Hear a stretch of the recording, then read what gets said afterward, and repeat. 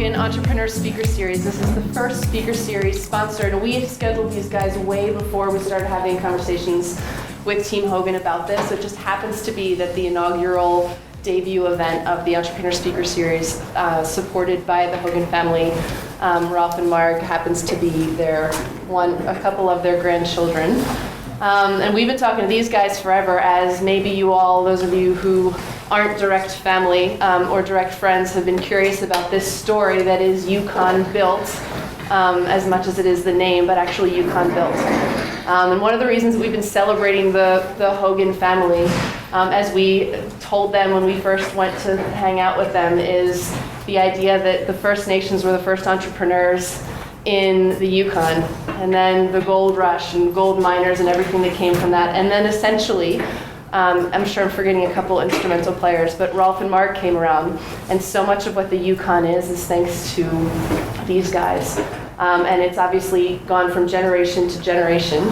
And now we have the opportunity. The Entrepreneur Speaker Series came about in an idea to essentially feed the curiosity that we have seen as you construct co-space, launch space, and make space that the North has in relation to innovation and creativity and thinking outside of the box and becoming innovators in an entrepreneurial sense locally. So we've been bringing people in for about a year now to tell their entrepreneurial stories and sort of how they got to where they are, what were the awesome moments and what were the rock bottom moments. We're filming now. This will be online. Moving forward, each of these speaker series will be online, which is, yeah. So welcome, guys. Thank you. Thank you for coming. Thanks for having us. We typically start these with me asking a couple questions, and then I'd love to get hijacked as quickly as possible. I think I'm just warming up with a few questions, but please, all of your curiosities, make this event, and have made this event what it is. And feel comfortable to move around if you're too far or whatnot. But what's up, Yukon Built? How's it going? Thanks for coming. Yeah, thank you. So tell us quickly about, tell us about the story. Tell us from the day you guys woke up and you're like, what do you think about this, bro? In terms of Yukon Built, well, first of all, we're not twins, just to get that straight. No. We are brothers, though. Oh, look at that. Right on. Now I'll be a little chattier. Thanks. So yeah, for Yukon Built, I guess you can jump in anytime you want, but Yeah. Tanner and I have, grown up in an entrepreneurial family, grown up in family business, things like that, and we've always wanted to do our own thing as born and raised Yukoners, to build something around being from the Yukon, what it's like being raised here, what it's like, everyone here knows the experience of what it is to be a Yukoner, and there's something special about that, so we wanted to build something around that. So from the grassroots, this idea is something we had an idea for 10 years ago. And I actually printed off, I flipped in the video earlier today, but I wrote, Tanner and I chatted about it for some time, and it's something we wanted to do, but we were both off at university at the time. Or no, you were still in high school. I was at university. First year university, Management 1000. We had to write a business plan, just on anything. And I actually wrote a business plan for a brand called Yukon Built, a clothing brand called Yukon Built. So I submitted it December 5th, 2008. So just about exactly 10 years ago. It's where the idea first sort of stemmed, and we wanted to build something. And over the course of the next 6-8 years, I was off at university in Halifax, Tanner was off at university in Kelowna. I lived in Toronto for a few years, so we were never in the same place at the same time, essentially, until 2 years ago, when we both ended up back home, decided it was coming. It's the allure of the Yukon, as you know. It was time to come back home, and it was January of 2017 that we officially decided, you know what, we want to give a crack at this and see if we can turn it into something. And that's how it all sort of started. I talked a lot, and he can jump in anytime. That pretty much sums it up. Yeah, that's full truth. Yeah. And then how about so then 10 years ago, first idea to first product sold, and what's that story? I guess there's sort of that 8-year window where it was an idea, it was something, you know what, we should do this someday. And that's sort of the difference, especially in entrepreneurism. There's a lot of ideas are a dime a dozen, but it's actually execution of that idea is what's important. So it took us literally 8 years to actually execute on that idea. So from that decision and to that actually creating that first product to selling that first product, I mean, it's a lot of discussion, design. Tanner can sort of touch on that. Yeah, we talked about it for years and years, and I don't know if people are familiar with this website Fiverr for really cheap logos, whatever. You can just get a quick freelancer. I spent hundreds and hundreds of dollars just throwing out an idea and trying to get a quick logo back, which doesn't work per se. But so I have probably like a folder in my computer that has over 100 Yukon Built logos and 100 terrible Yukon Built logos. So like we've been thinking about it for so many years, but when we finally started working with the designer and came to the one we came up with, we kind of, once we had that logo, we kind of started the brand. I think it finally sort of clicked for us because Yeah. we wanted to do a Yukon related brand. We wanted it to stand for something, this amazing community we live in. So we designed a logo. You know what? We're sort of like every Pacific Northwest logo you see. It's mountains and trees and some combination of that. So it's a very simple logo, but once we were able to incorporate the territory in the logo itself is when it finally clicked. You know, this is something that people can attach to that represents something that we're all about. And it was literally, you know what, let's produce something and see what happens. Awesome. Yep. And then where is it? Hold on, I want the story of the first sale. Were you guys together when it came through online, or was it like, did mom and dad buy the first T-shirt? Dad bought the first sweater. Yeah. Did you guys like high five? Oh, yeah. You made it? Yeah, it was in the kitchen at home, and I didn't get a discount. No discounts. paid full pop. Yeah. And yeah, literally our first sale. This is sort of on a different side of things, but we actually built out this business on the Shopify platform. So it allows us to sell online and through an app and through our phone. And that's what was exciting. Literally, we were able to swipe on our phone and it goes ka-ching.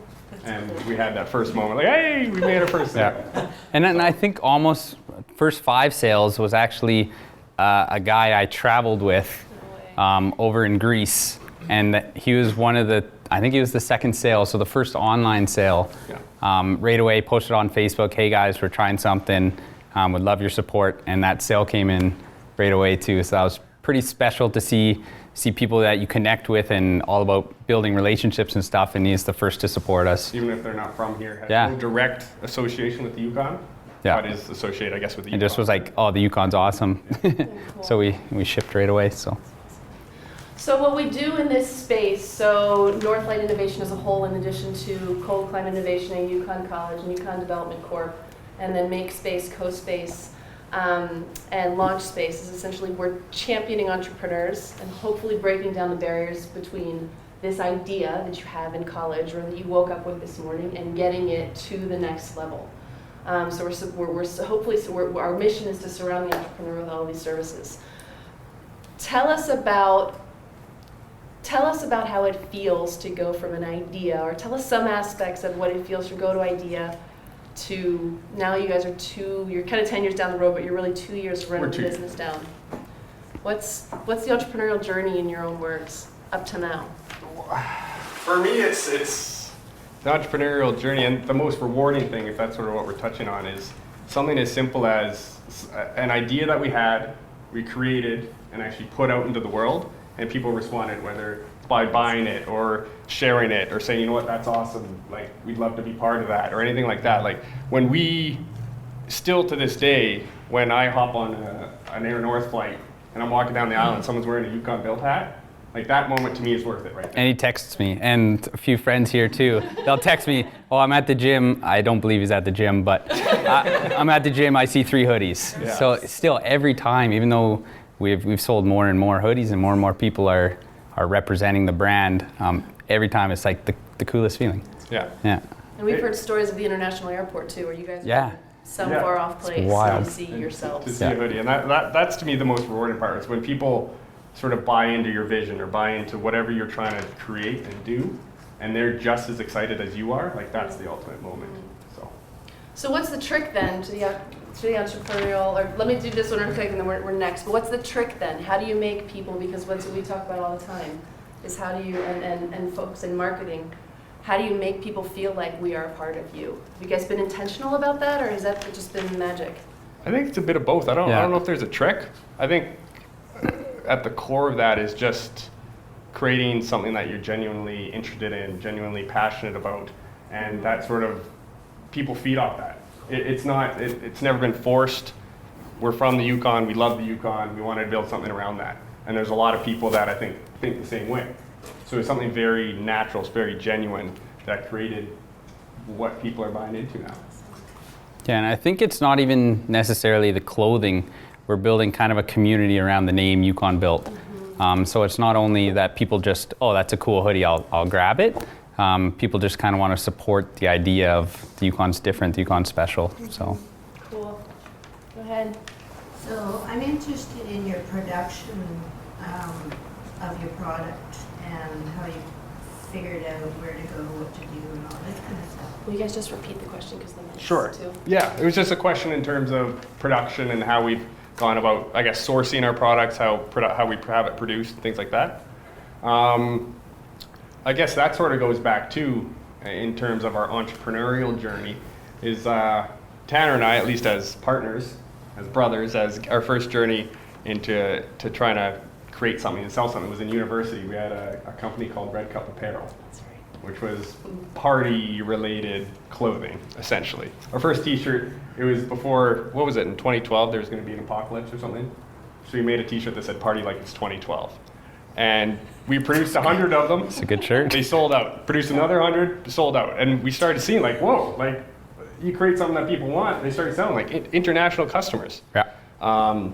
So it was at that stage that we actually found our first supplier. It was more sort of fell into place with, when I was at Dalhousie University, somebody that lived on my residence floor started producing gear for our residents. And he sort of morphed that into a full-fledged business of apparel production. And through that connection, which started with Red Cup and now into Yukon Built, has given us that avenue in terms of being able to produce hoodies, t-shirts, hats, everything like that. So for us, it sort of fell into place through personal connections. But I mean, we've looked for sources for all sorts of different things, and there's so many out there. That's something if you're talking about blunders, not blunders, but hurdles, is that you almost have to, I guess you could in any scenario, but you almost have to buy the seller. To us, it's more important about who we're working with than necessarily what we're working with. And we want to develop a genuine relationship with who we're working with and know that the trust goes both ways in that they're going to produce what we expect and that we're going to do the same in return. So it's a process for sure, but we were lucky enough that it fell into place through a personal connection. How do you go about the design? Who has the product ideas? How do you make them a reality and into a product? You can touch on that if you want. Yeah. Yeah. We haven't spread ourselves too much into the design aspect. Right now, we're still building off of the same logo and the name. So I've been able to just work at it and change the design and stuff like that. But we haven't really venued. We're going to be looking to partner with some actual graphic designers and that sort of thing. But right now, we've just kind of built off of the name rather than the design aspect, but by printing our logo and our name on more quality products. So. You guys use social media like crazy. Like your hashtag has like kind of taken over most of my Instagram. Hashtag Yukon Built. How do you sort of reconcile that between like having to like run a business but also having to build a brand and putting that out there? I would give a lot of. Sorry, will you repeat the question too for Mike? Oh yeah. I guess the question was how have we utilized social media to build a brand and balancing it with the actual physical building of a product versus being online, being on social. I give a lot of credit to Tanner on that one. He's the social media guy. He's 2 years younger, so he was all in it when he grew up. When he grew up, yeah. You're pretending you're not a millennial. Yeah. I don't know about that stuff. No, it's a good question because that. Sorry if I'm talking too much. No, that's great. It's a great question because that's been huge for us, and it's been a real natural way for us to grow the brand, grow the business, without a real cost to us. Yeah. We've spent, I think we boosted a post once for $20. We spent 2 years. $20 on Facebook marketing. All the rest has been word of mouth, Yeah. peer-to-peer sharing, people buying our product and going on a hike and hashtagging Yukon Built, tagging the hat they're wearing or the sweater. And it's this real snowball effect that not only is it us that is putting it out to the world, we now have 100 or 200 or 1,000 people wearing our stuff that are doing it for us. And So I think, go Yeah. Oh, I have something to say. I think we aren't actually great at social media. I think there's a lot of room for us to grow at it too. The big thing for me is every time we had those core people that put Yukon Built, hashtag Yukon Built on all their photos from the start. So I made sure to reach out to them and let them know how much we appreciated that. So there's a lot of direct messaging and talking to the person because we know that once a couple people were using it, people started using it more, but like our posts and stuff still aren't consistent enough. So just to show like the negative end of things, we're lucky that people just are loving the brand and we are sharing and doing as much as we can, but there's room to grow at that. I think that's an important point too, is making that personal connection with Yeah. people.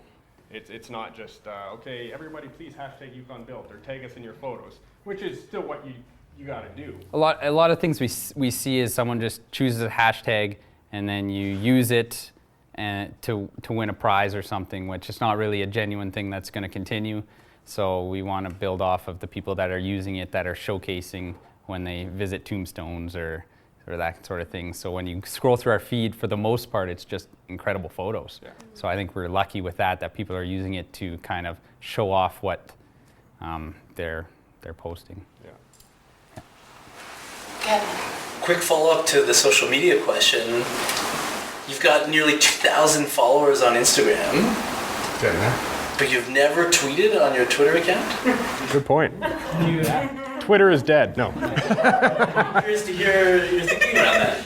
Yeah, I don't know if you can answer this as well. I think from the beginning, Yukon is such an Instagrammable place that we really focused our attention on platforms that we think are easy to share. We could be on Twitter, but visual, yeah. So one for us, Instagram has always been the main focus for us in terms of visuals, sharing those beautiful images, things like that. Facebook, I would say, is probably secondary for us.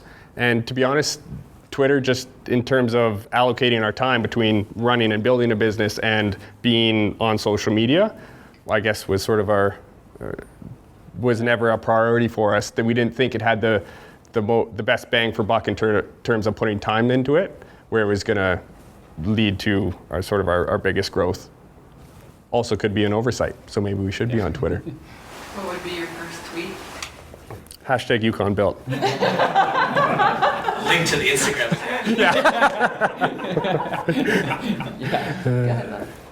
I would never go into business with my brother.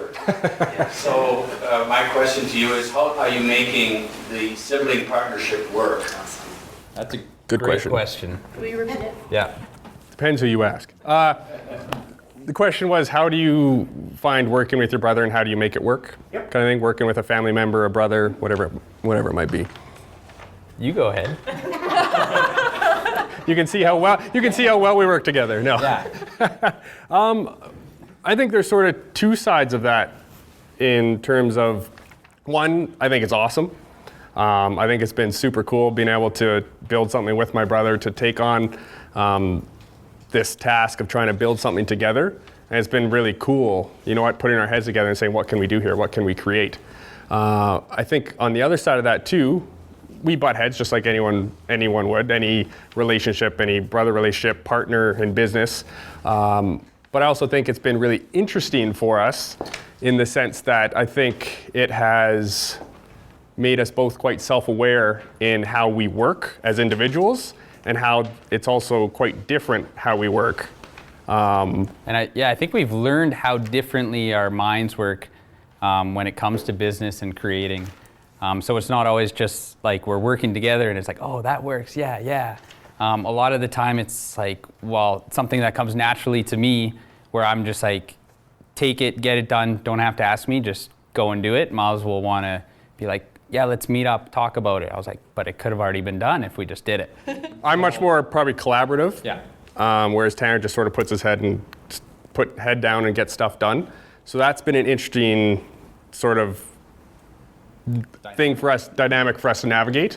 But I also think it's also complementary in where Tanner will say, let's order 1,000 of these in 1,000 colors. And I go, whoa, let's look at the numbers for a second. So we sort of balance each other out in that sense too. So it's been a learning curve. It's been awesome. It's been a lot of fun, and I think we have a lot of potential together.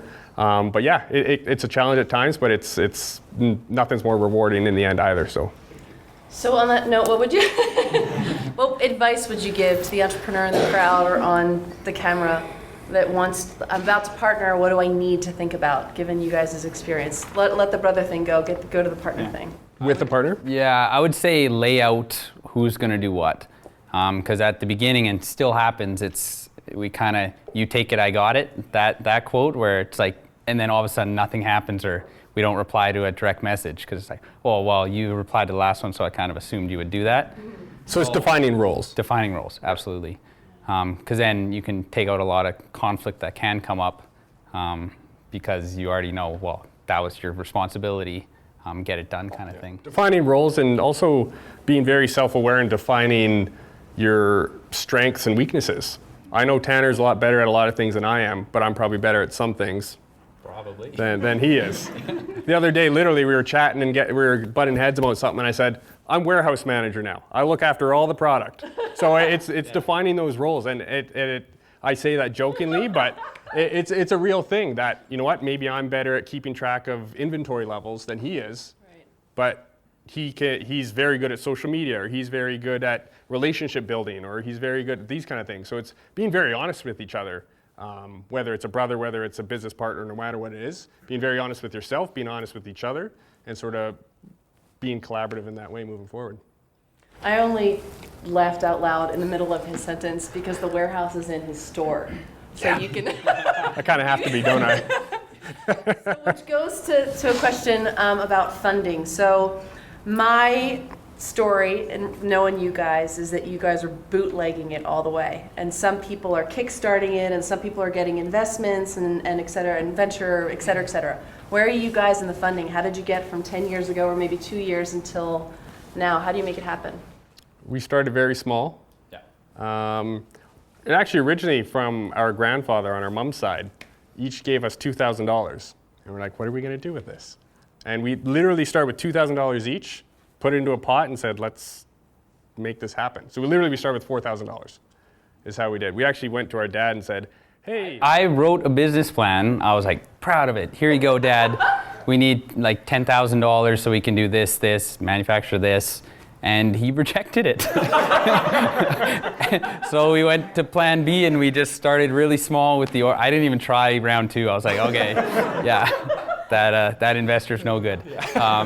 So then we went for just small first order, and still we don't take $1 out of the company. Every dollar goes into making more product and inventory. Definitely bootlegged from the start. Literally started with $4,000, made a $4,000 order, brought that in, sold as much as we could, used that money to place our next order. And we've done that repeatedly.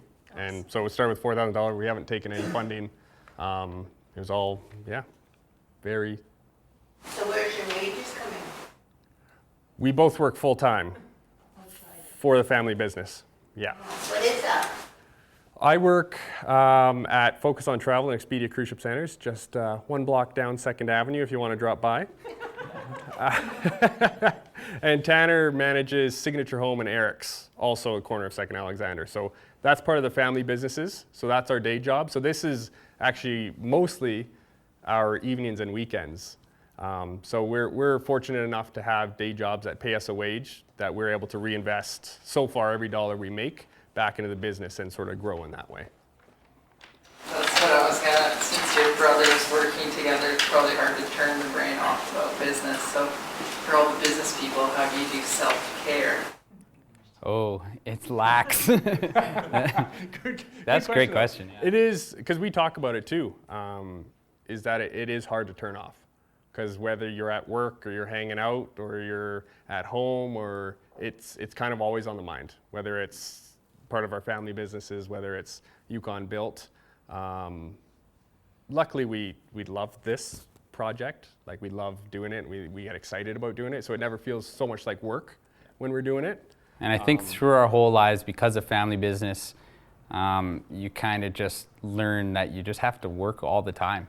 Like, really, you don't go home and put on Netflix, but yeah, that was a terrible answer. But really, truly, you're always thinking about something business related. And it's just kind of top of mind. Like, growing up, for the family businesses, when we were 5 and 6 years old, Christmas for us was we'd wake up, go to the grandparents' house, and then go to the store and do Boxing Day pricing. So we were told that was normal, but we're starting to figure out that yeah. Maybe not so much. So I think just naturally, like, it's been always on top of mind, and that's to say we're still try to balance non-business and that sort of thing. But we watched the Canucks game last night, which was awesome. We turned off and watched 3 hours of hockey. Yeah, that's good. That's great. Go ahead. You mentioned Fiverr, Shopify. Are there any other online tools or any other tools that you've used that have worked well, or any others that you've used that have been disasters? Those are probably the big ones. It's a good question. I guess for the mic, the question was, we use Fiverr, Shopify, and other platforms. I think that's mainly the big ones. We kind of started playing around with just other online platforms like Big Cartel and that sort of thing, but for what we actually went with, yeah, like, we're still not using Fiverr. That was kind of more the trial phase, which I think is great because we were able to continuously, without the actual graphic design knowledge, we could spend $10, $50 on a logo, get something not great, but at least it kept us thinking about it and seeing what's not working, or could take an element from it. So I think it is a good tool, but for long term, of course, it's great to work with people that have the expertise.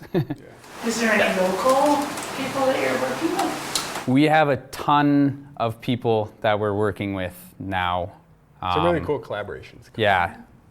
Because that's always been yeah, nothing's quite finalized yet, but it's been incredible to see how many people have approached us, and that we're super excited about. Like, it was on kind of our list to be like, hey, we want to talk to these guys, but they've talked to us.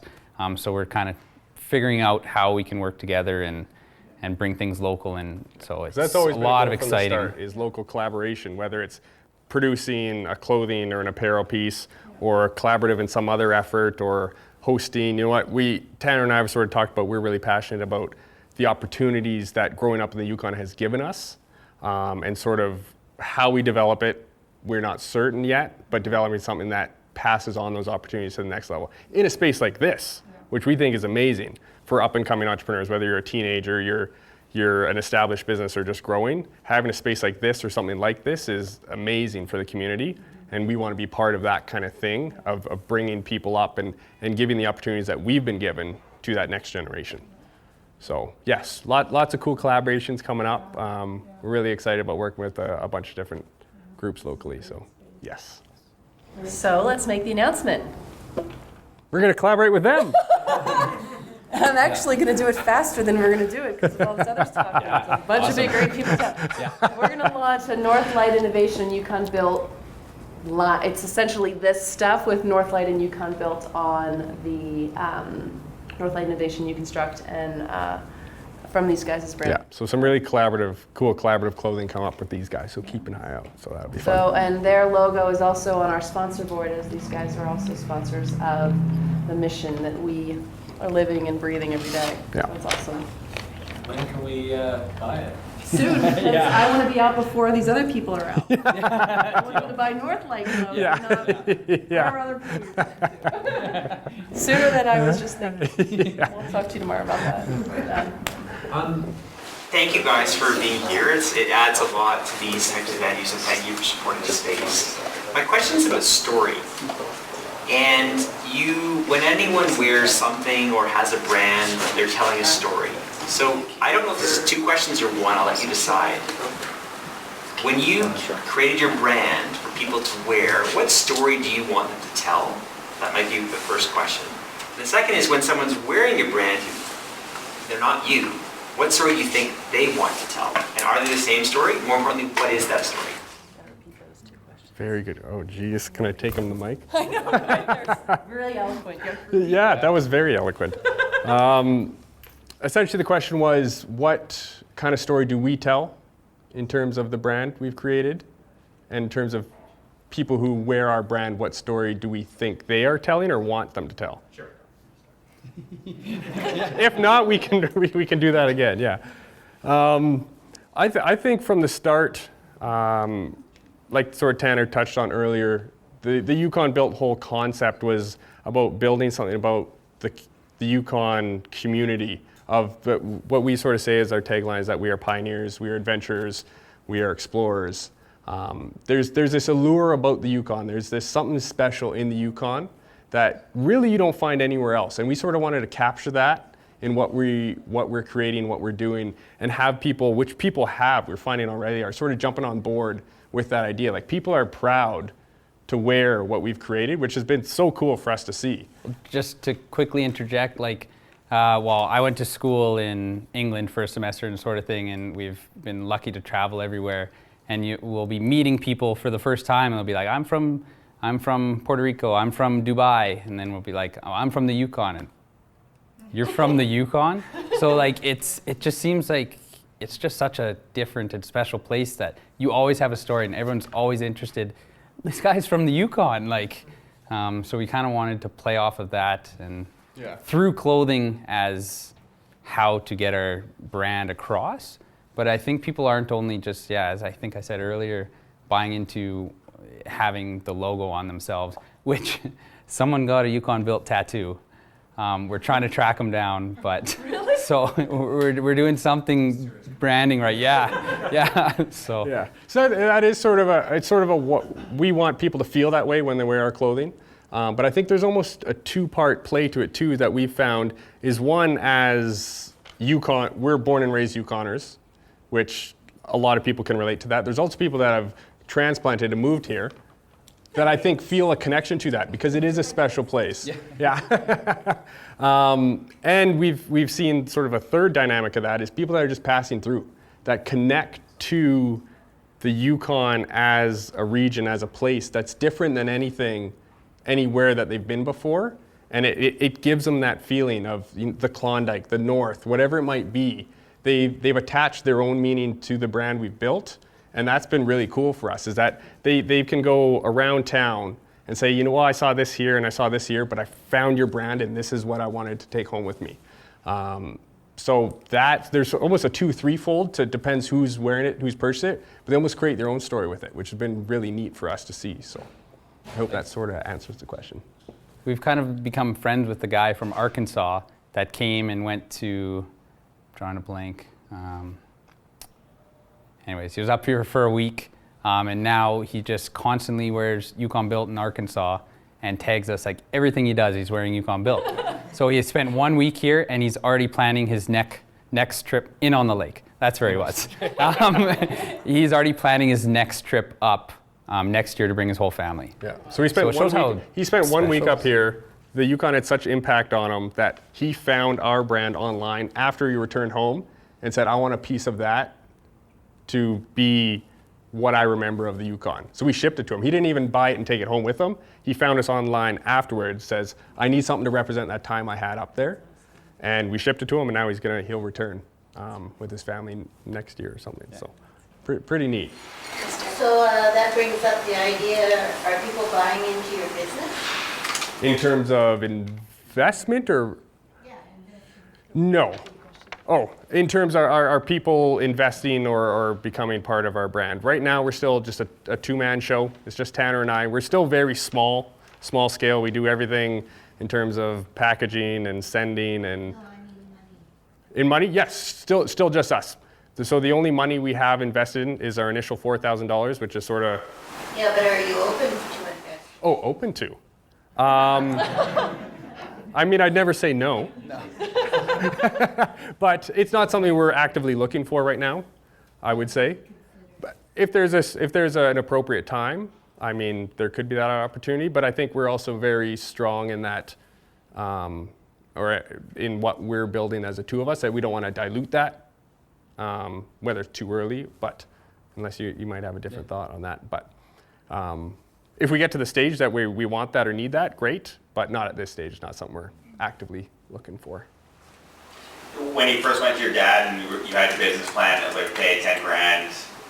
Are you happy that he said no because you were able to, or maybe if you could just explore the fact that he said no, how did that maybe shape your journey or change it a little bit? No, I think we probably expected the no, but. Yeah, I actually thought I was pretty proud of my work, so I thought I might have got him there, but no, I think it's good because, well, it's kind of twofold. We don't have like a long-term plan, and I think that makes, it seems like that's not always the right play to do in business, that you don't have things laid out, but we kind of just are going day by day and seeing what comes up and what opportunity works. So we're fortunate because we have full-time jobs, we can do that as entrepreneurs.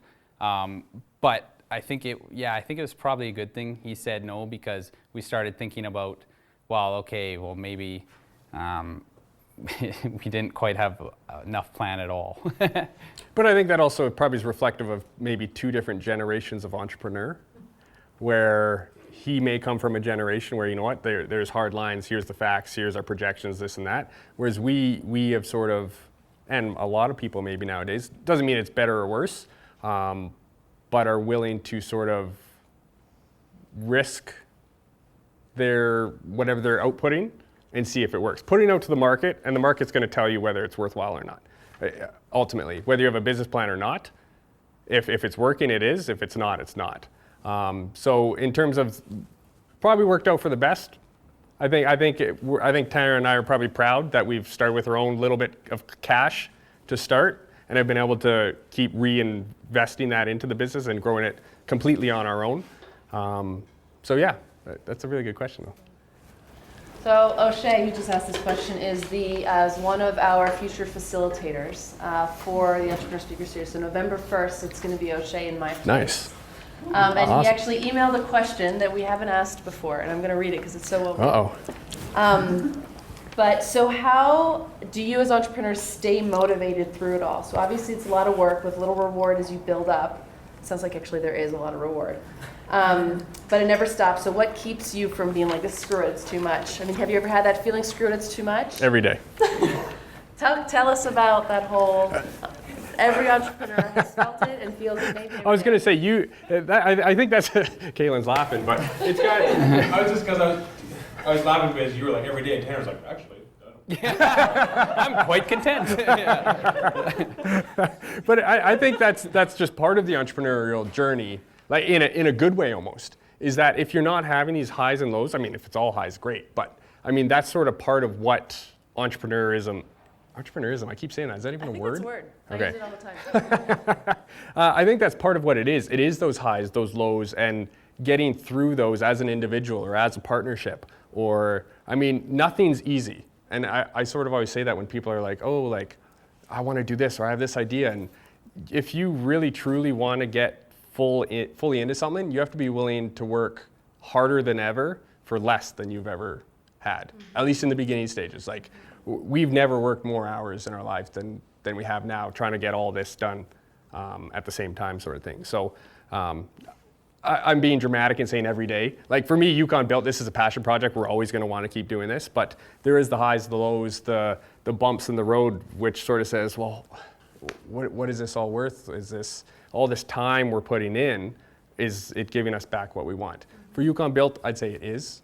It's so fun, it's so exciting. And but I'd say we kind of launched and are building Yukon Built at our own pace and that sort of thing. But now a lot of outside pressure is coming in where people are expecting more from us. They're expecting this to happen. People are saying, are you doing this? And we're saying, yeah, that's in the works. So all of a sudden we have all these outside pressures and we're fulfilling different suppliers that are, or not suppliers. Now we have a couple of retail locations. Retailers that are supporting us and stuff. And all of a sudden we can't just be like, oh, no, sorry, we can't supply that because they're relying on having our stock to sell. So I think there's a lot of outside pressures that are happening now that are changing the dynamic, and it's a great way to learn on what we got to do and that we're building a real business. That yeah, it's always exciting. There's never a dull moment, and I think that's what attracts us to and makes us love entrepreneurship. Is that? When are you going to quit your day jobs? Never. Boss is right behind him. I don't think we have a timeline for that. I think if Yukon Built, I think we'll start shifting. yeah, It's less of a time question and more of a stage of the business. right, sure. That's fair, yeah. I don't know if we've actually really talked about a number or a time or when that'll be sort of a hard line. It'll be more, you know what, this feels right. We feel we're at the stage where we have the potential to scale to this rate. This is the time to do it. And I would say credit to our parents too, is that they've always been fully supportive that if we said, you know what, we can really take this business somewhere special, they would support us 100% and say, yeah, you know what, it's time to do that. Yeah, we don't really have a time or a number or a figure where it's like, this is what we got to hit to be able to do it. But I'd say that's what we're working towards. If we could do this full time, like that would be the dream for us. So. And I think we're fortunate because we're reinvesting all the money back into the business that we're going to be able to scale faster without the stresses of money, which I know is a massive stress for building a business. So as long as we can keep our day jobs and keep building the business, I think that'll help in the long term. We're willing to be patient, I guess is the short answer. And that's always been sort of from the start that we don't want to force anything or sort of rush into certain things if it'll be detrimental long term. We sort of take our time and are able to grow it at our own pace in what sort of feels comfortable. And that's sort of been what has allowed us to grow slowly, but I think in a really strong way, and are able to build sort of people that are, it sounds weird to say, but like are fans of our brand. That we get messages when they heard we were doing this, like, I'm so sorry I can't come. I'd love to bring my kids and hear about your story. Like those kind of messages are what keep us going, like get us excited about this. Where we had somebody come in the other day with her 2 sons, and literally they were buying hats for all the kids and whatever. And she looked at her sons and said, see, if you 2 didn't fight so much, you could be doing what they're doing. and things like that is awesome. Like that's what keeps us going, so. That's cool. Caleb. Well, that was actually kind of part of my question was, I saw a really cool infographic one day that talked about businesses, sort of a business life cycle as being like a hockey stick. So it's like, oh, you're kind of chugging along and all of a sudden, bing, like someone sees you or tweets at you, or you know, a movie star comes through town and buys a hat and someone shares it on social media. Next thing you know, everybody wants that thing, right? So I think for some businesses, the catch-22 is knowing when that moment is about to hit, knowing when you're about to go from this part of the hockey stick to this part, and being able to scale up and respond quickly. So, you know, you talk about how you think. I don't really have a question.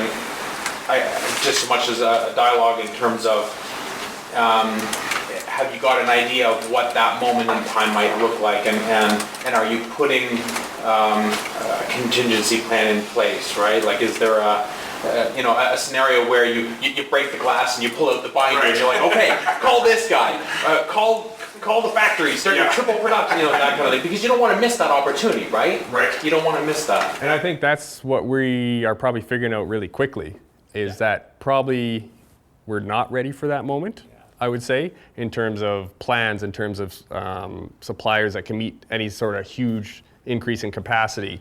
Yeah, because until recently we're like, oh, the scarcity is working, but we're like, whoa, we're missing out on a ton. So. Yeah. And it's kind of like where on the bell curve, right? Where can we sell the most product for the most price? We don't want to glut an inventory. We don't want our retailers dumping stuff at 40% off, because that's not good for the brand, especially early in its life, 2 years. But at the same time, like if retailers are waiting for you and you can't fill that demand, exactly. That's what we're starting to run into, is being able to keep up. And that's probably one of our biggest struggles right now is inventory management. Is we're learning very quick on how to anticipate, especially when you have a 4 or 6 week lead time in order to have that.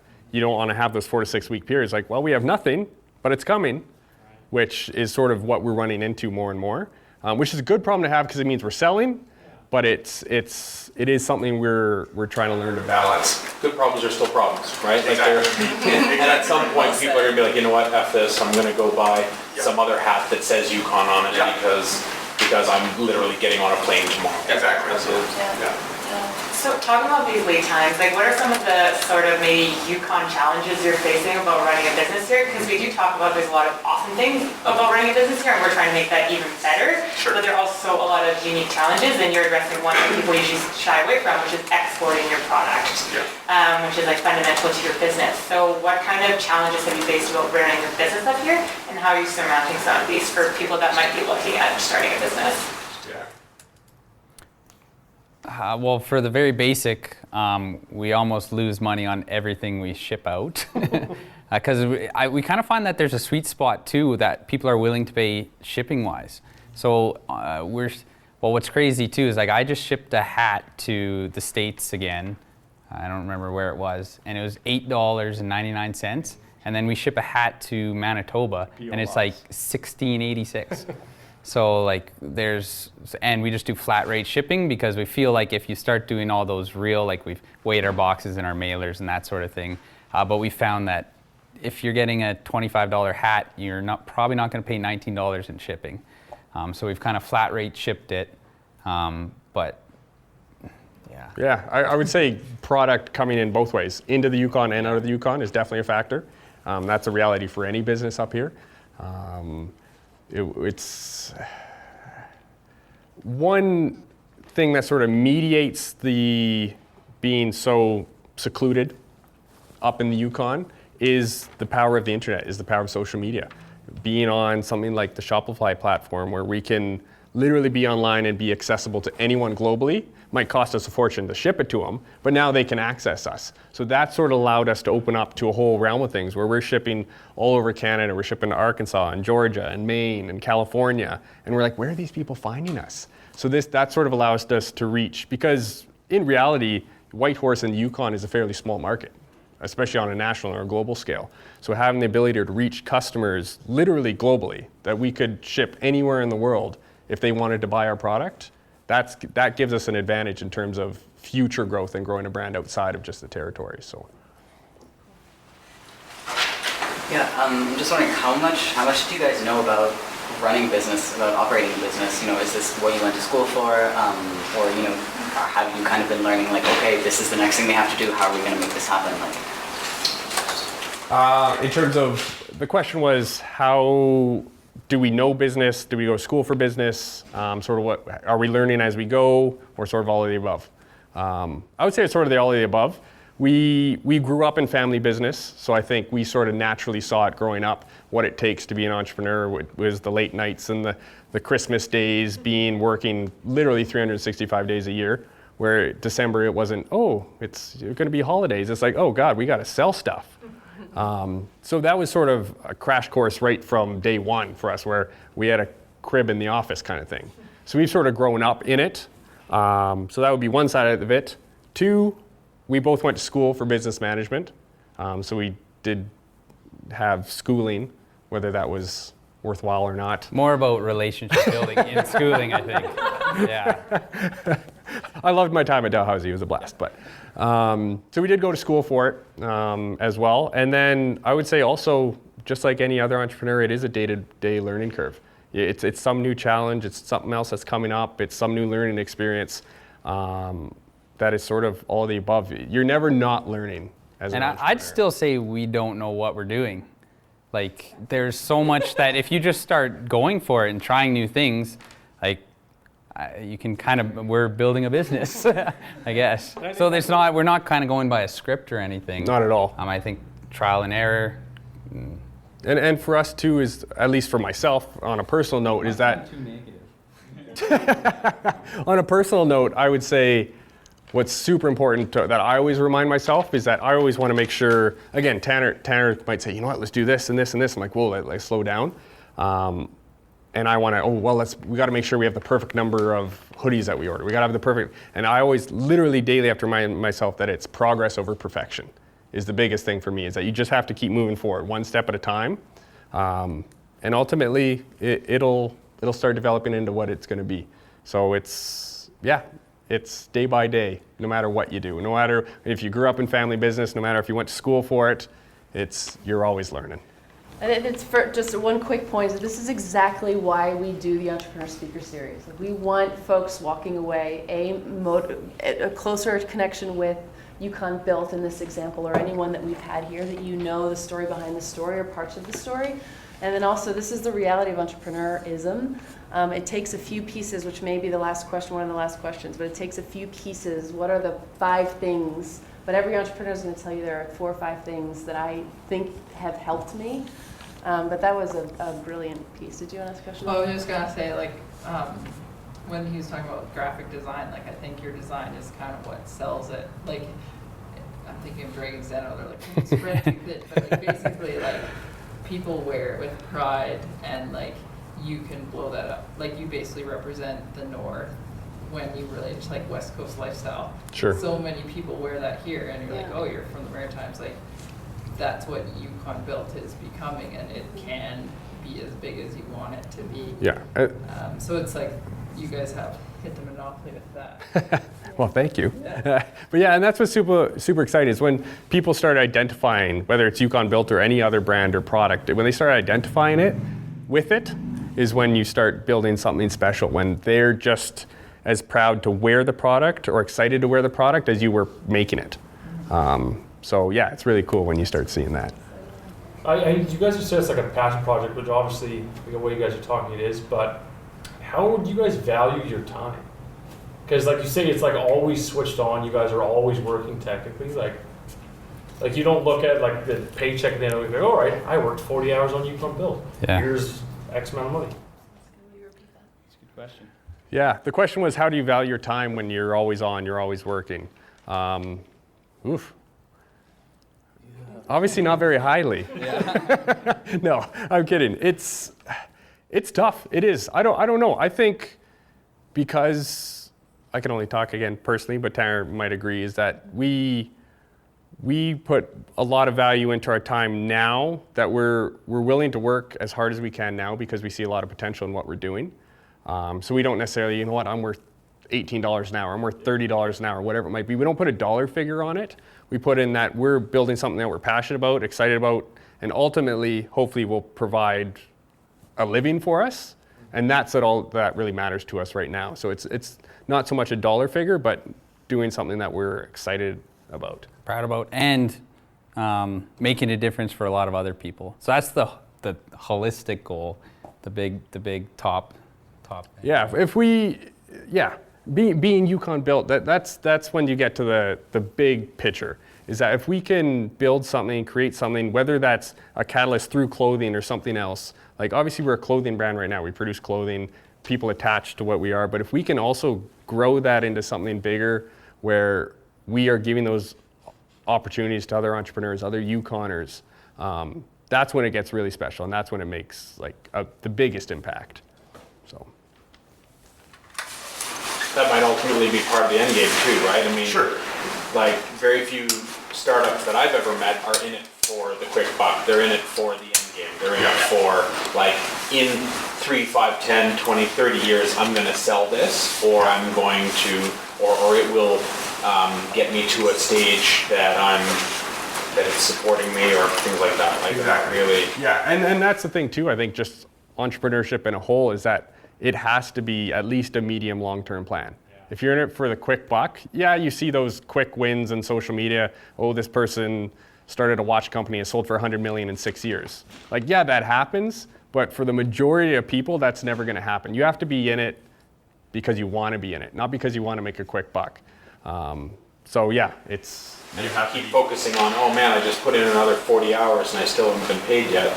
Yeah. Like, that's just depressing, right? Exactly. Yeah, you're doomed if you're counting hours. Yeah, like don't look here, look. Exactly. So those 40 hours I put in this week, what is that going to mean a year down the road, 5 years down the road? Exactly. Okay, unless someone has a last question, I'm going to go for it, but there can be a last question after my last question. 1 to 2 pieces of advice for the budding entrepreneur that's on the edge of his seat or her seat before, as they're about to take or they are taking the plunge, from your experience.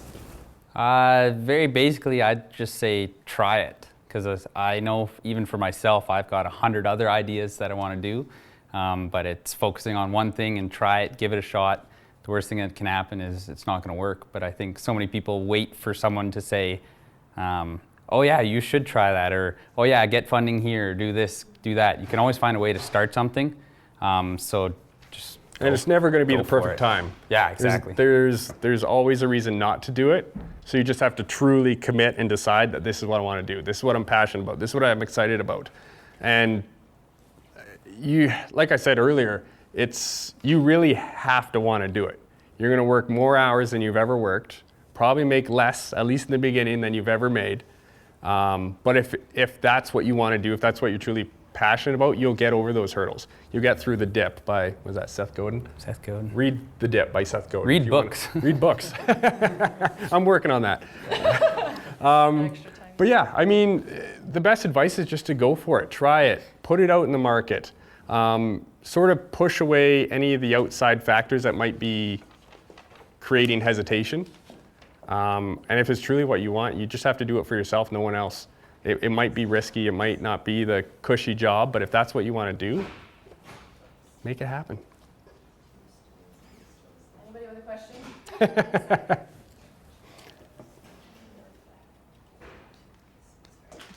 forgot your gift. Oh wow. Upstairs. And quick thank you from us, because again, it's very cool to see people here even having interest in listening to us talk. So like, it's really special, and that's one of those things about this whole brand. It's the people, and it's very humbling that people showed up. That is. Yeah. So yeah, Oh. yeah. That's really cool. Good. The gift is a children's book called What to Do with an Idea.